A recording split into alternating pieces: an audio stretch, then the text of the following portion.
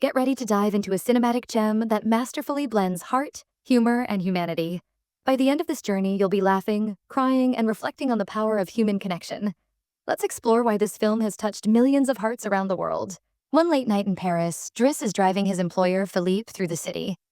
When waiting in traffic gets too boring, Driss breaks the speed limit and begins driving quite fast, dodging other cars and not caring about traffic signs. This causes the police to go after him, and Driss bets €100 that he can lose them. But after driving under a bridge, the cops catch up by ambushing them from both sides. Driss doesn't look too worried though, and this time, he bets €200 that he can get them an escort.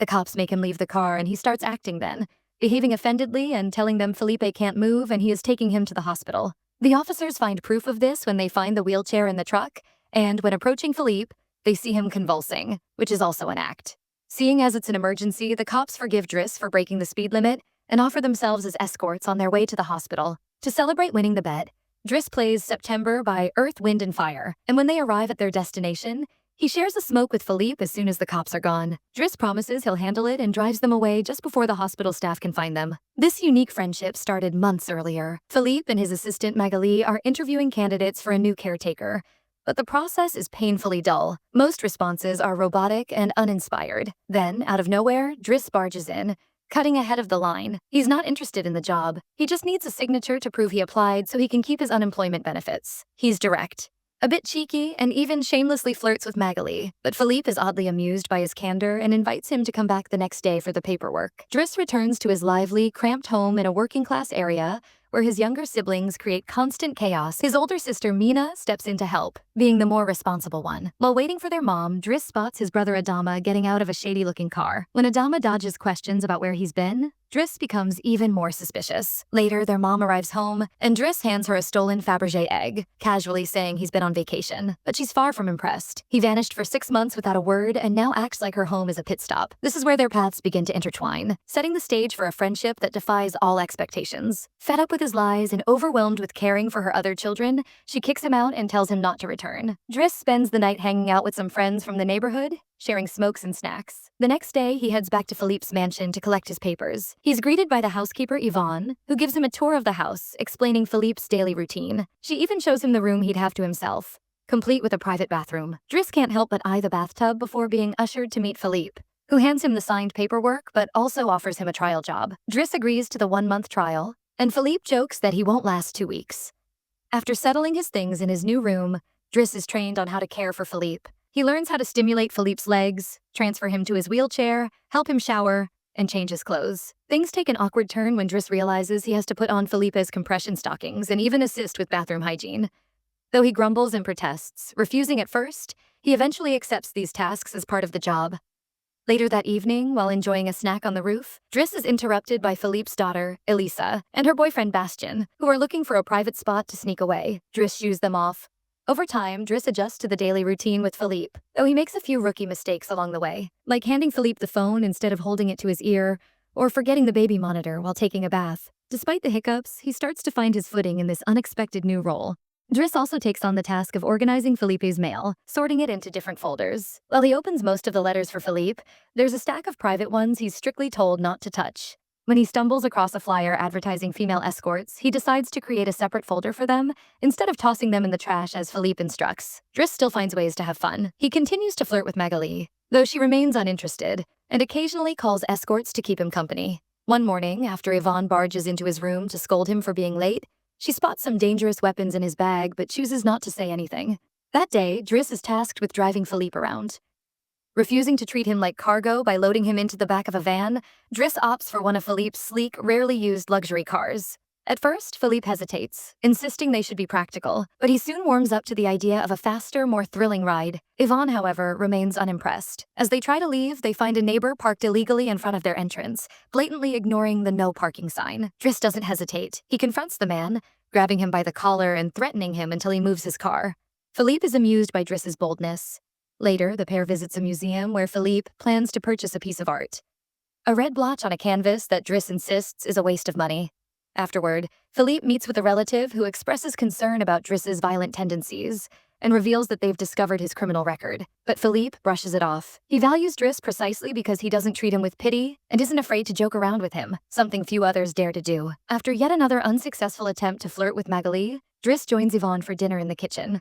As they eat, they overhear Philippe dictating a letter to Magali through the baby monitor. Yvonne quickly turns it off, calling it a private conversation, and then explains the situation. Philippe has been exchanging letters with a woman named Eleanor, the same private letters Driss wasn't allowed to open. Philippe has never met Eleanor in person. Driss pokes fun at Yvonne about the lingering glances she gets from the gardener before heading off to bed. Just as he's trying to fall asleep, Driss hears strange noises from the baby monitor. Philippe is struggling to breathe. Despite his initial reluctance, Driss can't ignore it. He rushes to Philippe's room, calming him down with reassuring words and a damp cloth to soothe his face. Philippe eventually drifts back to sleep, only to wake up moments later, gasping for air. This time, Driss acts without hesitation. He helps Philippe into his wheelchair, wraps him in blankets, and takes him outside for a late-night stroll by the river.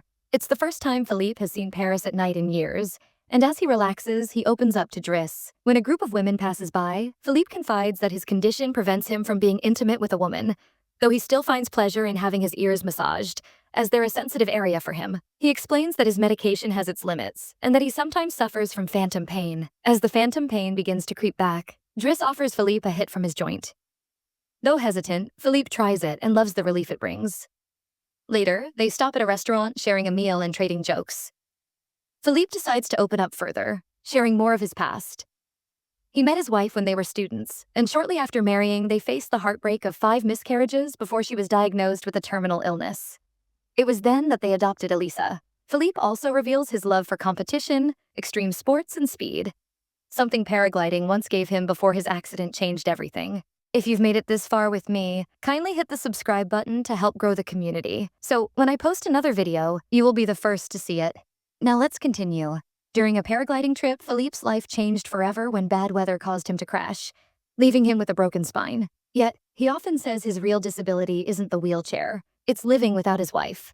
After sharing a few more laughs, Philippe suddenly remembers the date and realizes Driss has completed his 1-month trial. He's officially hired, but there's one condition. Driss must return the stolen Fabergé egg. Philippe explains that it was a gift from his wife, who gave him one every year during their 25 years together. The collection is a precious reminder of their time. The next day, Driss catches Mina as she's leaving school. She's annoyed that he's been ignoring her messages, only reaching out to ask about the egg. She also mentions that the police have been calling their home. Later, Driss tracks down Adama, who admits he was caught with 30 grams of drugs. Driss tries to take him to lunch, but Adama refuses and climbs into the same shady car from before. Back at Philippe's, Driss is invited to sit in as Philippe dictates a letter to Eleanor. Driss finds the flowery language tedious and tells Philippe to be more straightforward. He's stunned to learn their correspondence has lasted 6 months without them ever exchanging photos. Spotting her phone number on one of the letters, Driss takes the initiative and calls her, forcing Philippe to finally speak to her directly. The call goes so well that Philippe can't stop talking to her, even right before he and Driss head to the opera. During the performance, Driss can't help but laugh and poke fun at the elaborate costumes. The next day, Driss convinces Philippe to send Eleanor a photo, choosing one of him in his wheelchair. Later, while Driss is painting, Elisa barges in, asking for cigarettes and teasing him about his artistic efforts. Frustrated, he kicks her out and storms off to Felipe, who's in the middle of asking Yvonne to swap the photo for one taken before his accident. Yvonne hides the picture in the escort file just as Driss bursts in, ranting about Elisa and insisting Philippe needs to discipline her, a sentiment Yvonne shares. Philippe agrees to talk to Elisa, but is more intrigued by Driss's accidental admission that he's been painting. Days go by, and the bond between Philippe and Driss grows stronger. Driss takes Philippe out to play in the snow and even brings him along when he goes for a run. Philippe, in turn, gifts Driss his first suit and finally scolds his daughter, Elisa. When Driss completes his first painting, he excitedly shows it to Magali, who slaps him when he tries to kiss her. Felipe, however, admires the artwork and promises to try selling it. The two continue to share countless moments of joy, from upgrading to a faster car and sharing joints to hiring escorts together. When Felipe's birthday arrives, he's less than thrilled.